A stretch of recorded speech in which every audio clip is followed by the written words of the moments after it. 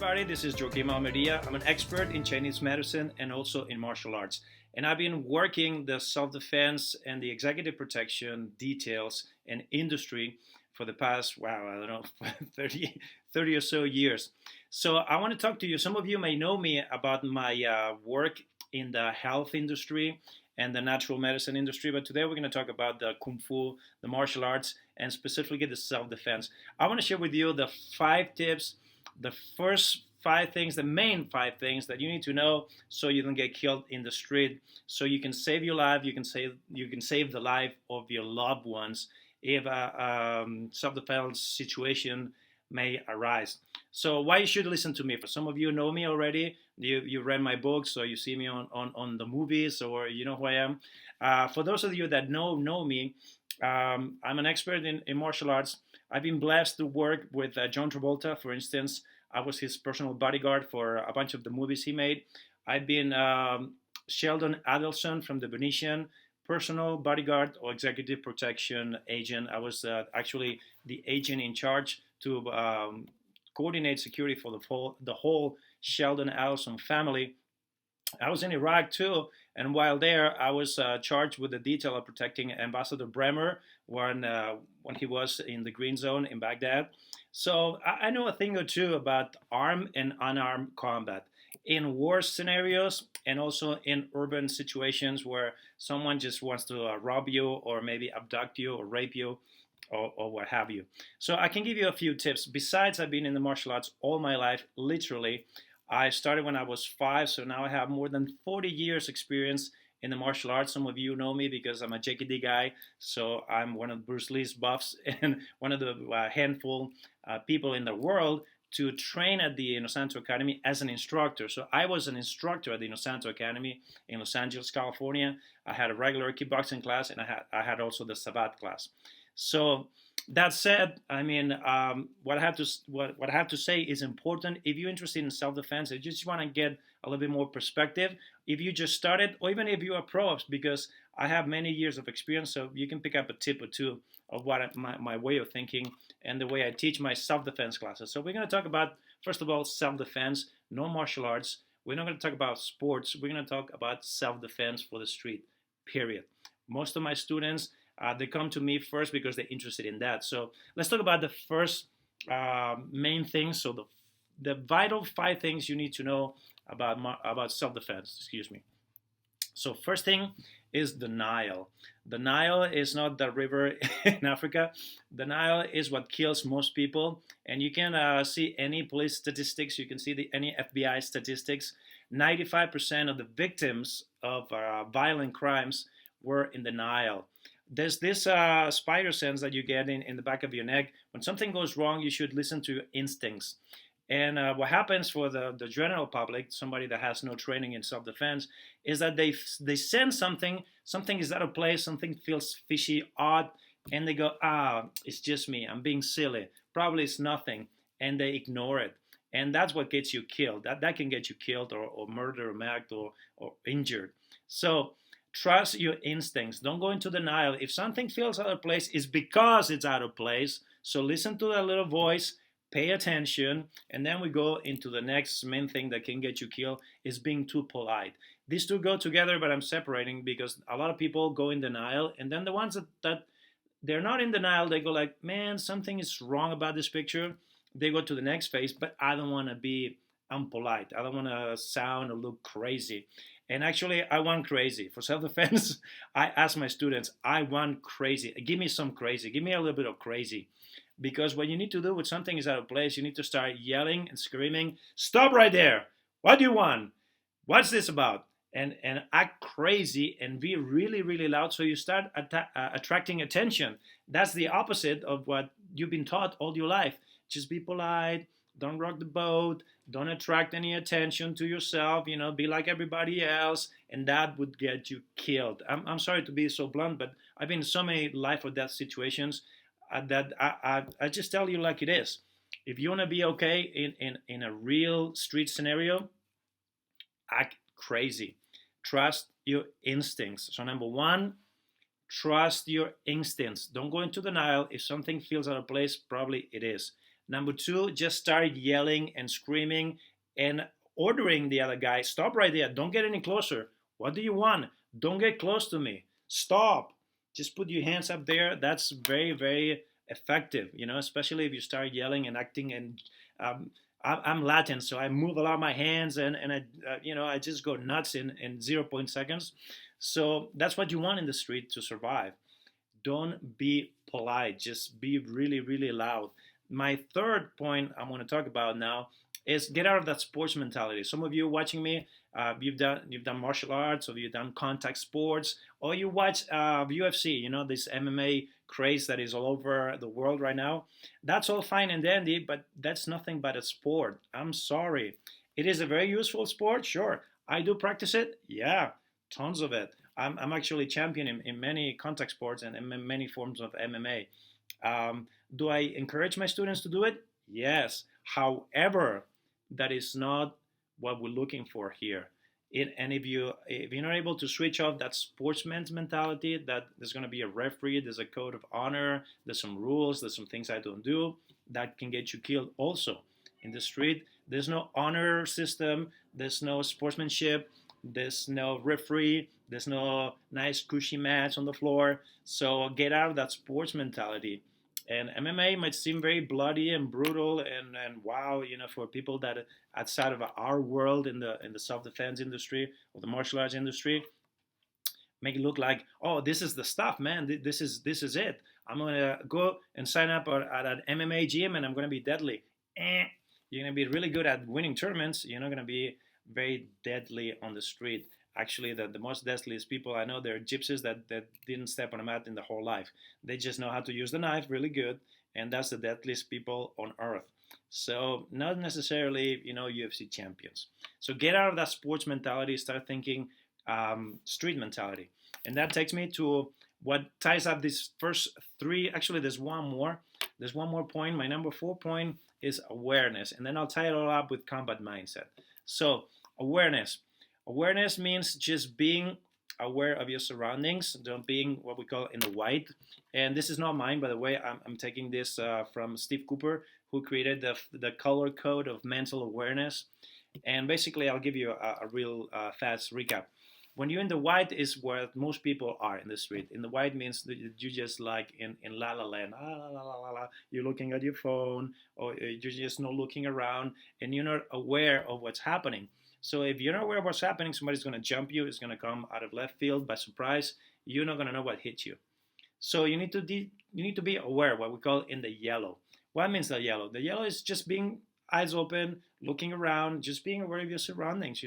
What's the door? What's that guy doing over there? What's this guy doing over here? Where am I going? What's the traffic? Right? Where are the cars? Especially if you're like this, where are cars that can hit me? Just be aware. Just head up and up straight and looking around without being paranoid. You don't need to go and a black ninja is going to jump out of me, or Kato is going to hit me. Nothing like that. You don't have to be paranoid about it, but just be aware. That's what we call being in the yellow. Yellow is good. I like to be in the yellow. If you are in the yellow, not in the white, then when that odd situation comes about, you're going to feel it. You're going to start going, oh man, this feels out of place, or something weird about that guy, or whatever. And then you can escalate to what we call the orange. The orange is what you do something about it. For instance, there's a fishy guy coming my way, so I'm going to do something about it. I'm not going to worry about being polite. First of all, I'm going to step out of denial. So there is a guy over there. It's real. That guy looks fishy. Something odd or weird about him. So I'm going to forget about being polite, and I'm going to talk to him, or I'm just going to change, and I'm going to do to the other side of the street. Okay, so I'm taking action. I'm being proactive. That's stepping into the orange. And if the guy is after me, he's going to switch also sides of the streets, and then the fight's on. I know that he's up to no good, and I need to defend myself. I need to do something more aggressive. And that would be just escalating from orange to red. But let's stay in the orange first. So staying in the orange, you take defensive action. You take some action. So that may mean talking to the guy, confronting him, putting your hands up, telling them don't get any closer. What do you want? Moving to another street, locking the doors of your car, maybe changing lanes if you're driving, so that guy doesn't bump into you, you do something about it. You do something. You take action.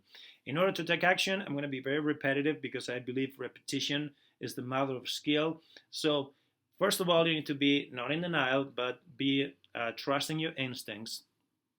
Then you need to forget about being polite. So if you need to yell at the guy in his face, stop right there, don't get any closer, and you put your hands in his face, you do it. And if the guy goes, whoa, man, what's wrong? And then you say, sorry, I took too many coffee this morning, or whatever, I'm a little crazy. It's always better to ask for forgiveness and say, sorry, man, I just went a little nuts on you. I didn't mean to scare you. Much better to do that than end up in the hospital for the whole night, or better, or worse yet, end up in the morgue. You don't want to do that just because you want it to be polite. It's not really worth it. I mean, just go nuts once in a while. As a matter of fact, I ask my students to practice this in the street. Just randomly go nuts on someone. See that nothing happens. You're not gonna, nothing wrong is gonna, nothing bad's gonna happen to you. You just, if anything, get a kick out of it, and you're gonna laugh with him about it or her, and you're gonna have a blast. So it's a really fun exercise. So to randomly just go nuts with someone in the street, just as a training exercise. So you start conditioning this theme or this principle of don't be polite. Forget about being polite. In self-defense, you want to be crazy. It's okay to be crazy. So let's go back to the color codes. Sorry, I took a little tangent there. We were in orange. It's when you do something about it, but you do something defensively, or preventively. You get my point, sorry. So then if, let's say, you did take that step, you went to the outside of the street, or you locked the doors or whatever, and the guy keeps insisting on it, he keeps on you, he doesn't go, whoa, man, you crazy, forget about me, and runs away, which a normal person would do. What's that telling you? If you go nuts on someone and they don't act surprised, they act cool about it, and they keep on coming to you, what is that telling you? That tells you they're up to no good, and you need to step in a hurry onto the red color. The red is when you call 911, or you throw something at him, or you produce a knife or a pen or an equalizer, something you can use as a weapon or whatever. But you go straight into the fight. The fight's on. When you're into red, the fight's on, and you need to do something aggressive about it. And we're going to talk about what that means, but in a second. But this is what I wanted to give you as the intro. So let's recap quickly. 4 points. First, trust your instincts. Forget about denial, because 90% of the victims were in denial. I couldn't believe that was happening to me. That's in all the police reports I read, all over the years, and I've been doing this for many, many years. Second, forget about being polite. It's okay to be a little crazy here and there, and besides, it's fun. Third, forget about sports mentality. There's going to be no rules, so if you need to eye gouge or bite or spit or throw sand or dirt at the eyes, or alcohol or something burning, you go ahead and do it. If you're going to stick a pen in somebody's eye, you go and do it. Your car keys, whatever. So forget about the sports mentality, because you don't train all these things in sports. You don't bite in sports. You don't go for pressure points in sports. You don't pinch. You don't do a lot of things that are really easy to do. That's exactly what I teach to my females when we do female self-defense. And somebody that's done many, many years of even MMA, they condition a certain moves, and that's what they do. You're going to fight the way you train. So don't train for sports if that's not your aim. If your aim is to get a lot of medals and a lot of belts and a lot of accolades, okay, train for that.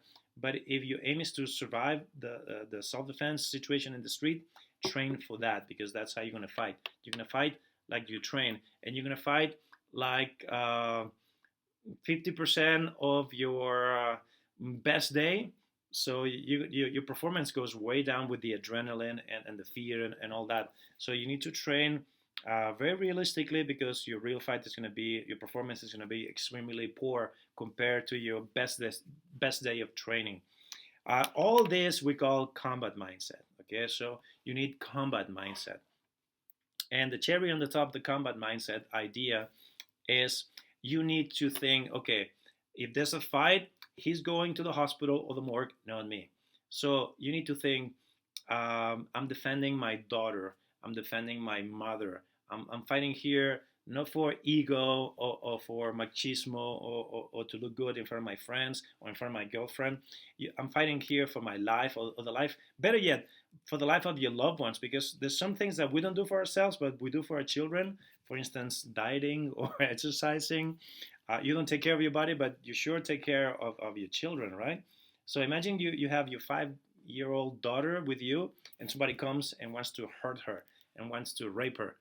What would you do? You would do anything to protect her, right? So that's combat mindset. That means whatever it takes, man, I'm gonna survive. I'm gonna prevail, and he's the one going to hospital, not me. You need that combat mindset. No matter what, you're gonna. A father, especially that you're watching this, what would you do for your daughter? Anything. I mean, you become a wild animal, and that's what I need you to do. So combat mindset, you know. And I'll tell you something else, because if you're a guy and sometimes you're with your girlfriend and somebody says something nasty to your girlfriend, think about this. This is another rule of self-defense. If it's not worth dying for, it's not worth fighting for. So don't go out getting into fights that are totally useless. I mean, this happened to me. I was with my wife once. Somebody was being rude to my wife. I ignored him. And my wife, yeah, are you going to ignore him? Look at me. And I said, sorry, honey, but this is not worth dying for, so I'm not going to fight for it. And you had to deal with it. You don't like it? Find another husband. But I'm a professional. I'm a pro in self-defense. I have a concealed carry weapon. I have all kinds of things that I cannot be getting into silly fights just for my wife's honor. I love her to death, and I would do anything for her. But I would not put myself in danger just for because there's some drunk that is saying stupid things. Just ignore him, and move on. However, if somebody wants to hurt her for real, or like I said with my daughter, then the switch goes off and I become a wild animal. You need to do that too. I know it's hard because you've been conditioned to be polite and be nice, and that turning on the killer instinct might be difficult at first, but that's exactly what we do in our seminars and in our trainings. If you're interested in learning more, at the end of this video, I'll give you an opportunity to learn more about my system of training and my videos. I have a bunch of free videos that teach this for free, totally for free. So if you want the collection of those videos, at the end, I'll give you some info and how you can get them. Let's go to the fifth. I promise you 5 things, so we talk about 4. So the fifth one is when you look for a self-defense system, not a combat sport or martial art, look for a self-defense system. What's a self-defense system? Something like Krav Maga, that is very popular right now. I'm partial to JKD, I'm sorry, but I think Jeet Kune Do, Bruce Lee system, is the best self-defense system there is. It was never a sports system. It never will be. And it's not too traditional into the traditional way of doing things for the sake of tradition. It's kind of eclectic and modern. So it's perfect for the street. Besides, it teaches you how to use weapons, how to use anything, use the no way as the way, having no limitation as limitation. So I'm partial to JKD. But if you like Krav Maga, go ahead, do Krav Maga. I don't care. Do whatever you want and you like. Because if it's a good self-defense system and it's based on principles, which I'm going to show you right now, not on techniques, then you'll be fine. So be it Krav Maga, be it Jeet Kune Do, be it whatever, this is why you want to look into a self-defense system. First, that is based on principles, not on techniques.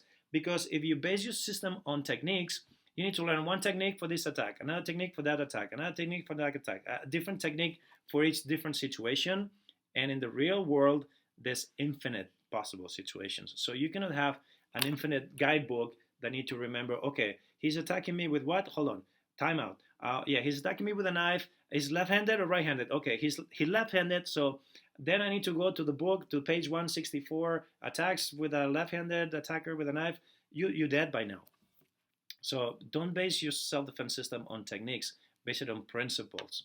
That's the first thing, okay? And then let's go a step further on that. Besides being based on principles, make sure that it's based on angles of attack. This is what we do in JKD or Jeet Kune Do, by the way. We don't look at this is a hook, this is a straight punch, this is a cross, this is an uppercut, this is a slash, this is a thrust. We go, okay, what general angle of direction is this attack coming to me? It's coming from this angle, okay, so I treat it as an angle 1. Is it coming from this other angle? I treat it as an angle 2. Is it coming straight at me? I treat it as an angle 5. Is it coming down straight at me? I treat it as an angle 8. And that's it. I mean, there's really 3 or 4 basic angles you need to learn. Forget about the rest because The hand might be like this, or might be like this, or might be like that, or might be like this. And if you need to learn a response for every single one of those, oh, and by the way, if it's a punch, but it's in angle one, we treat it the same. As it is a kick, comes in angle one, we treat it the same. Is a chair that comes in angle one, we treat it the same. Is a baseball bat that comes in angle one, we treat it all the same. No matter what comes at you, if it's an angle one, we go into the same response, okay? That's something really important to have in your self-defense system. Another thing to have is a funnel system, okay? So funneling it, what does that mean? First, you recognize the angle. Good. That angle goes in the funnel. And all the angles go in the same point of reference in the funnel. What's the point of reference? It's where you make contact with your attacker. So you have a universal way of defending yourself, which is another thing. You know, you don't need to learn to defend yourself. You don't need to enroll into martial arts to defend yourself. The best defenses are these ones, the most intuitive ones, like don't hit me, don't hit me, don't hit me. Those are the best ones. So we work with your instincts. We don't want you to learn fancy defenses where you're going to put your hands like this or like that, or you're going to go like this, or you're going to, if it's fancy, it's not going to work. So we take advantage of your instincts. Of course, we make it a little bit more sophisticated than this, but the basic principle is that, okay? So that creates a funnel, and you recognize the angle, and you go into universal defensive position when there's contact. That creates a point of reference.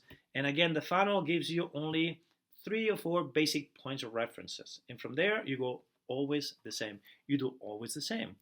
And this can be done, can be taught. I teach female, I teach the military, I teach the police, like in 3 months. In 3 months, you can be pretty deadly on the street if you use this funnel principle and this principle-based system instead of a martial art that is technique-based.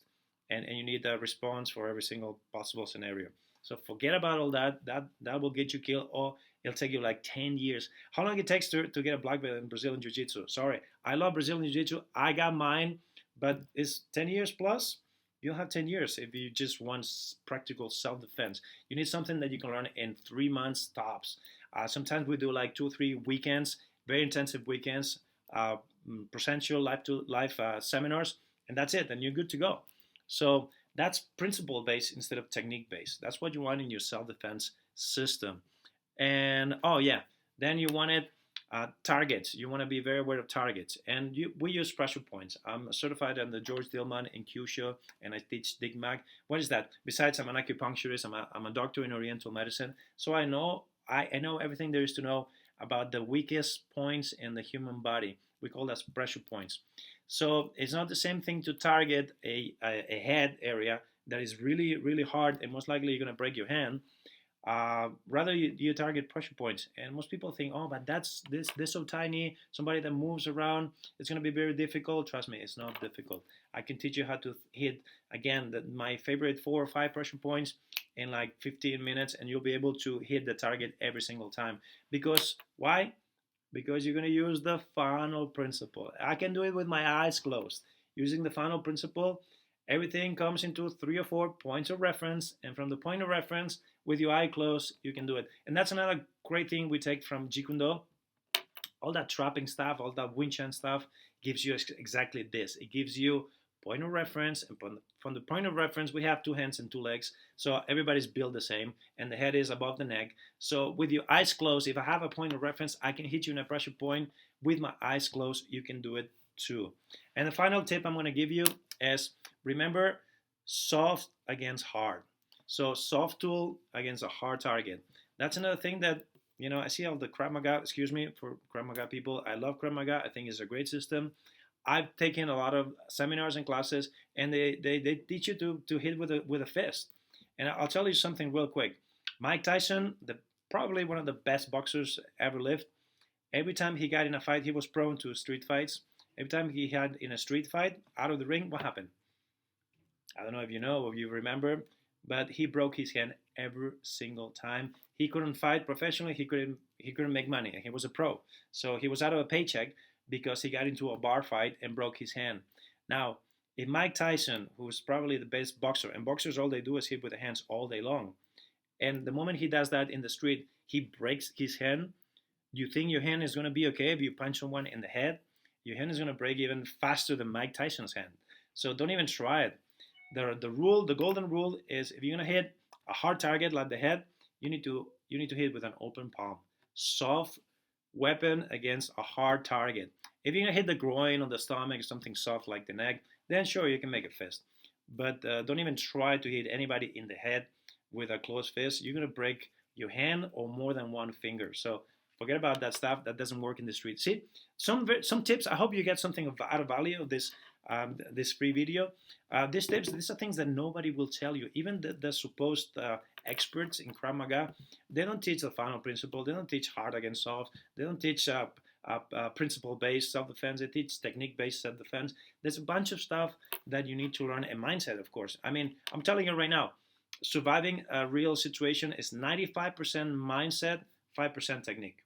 If you have 95% your mindset that you're gonna survive, you're not gonna be polite, you're gonna trust your instincts, you're gonna yell and scream, you know about the awareness, the system of colors, you'll be fine.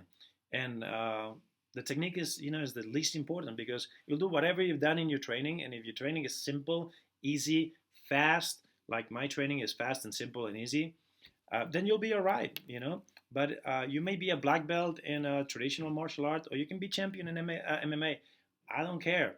But if your mindset is not right and you don't know these tricks, you're going to break your hand on the first blow, then you're going to be crippled for the rest of the fight. The guy's going to produce a weapon. You don't know what to do against weapons.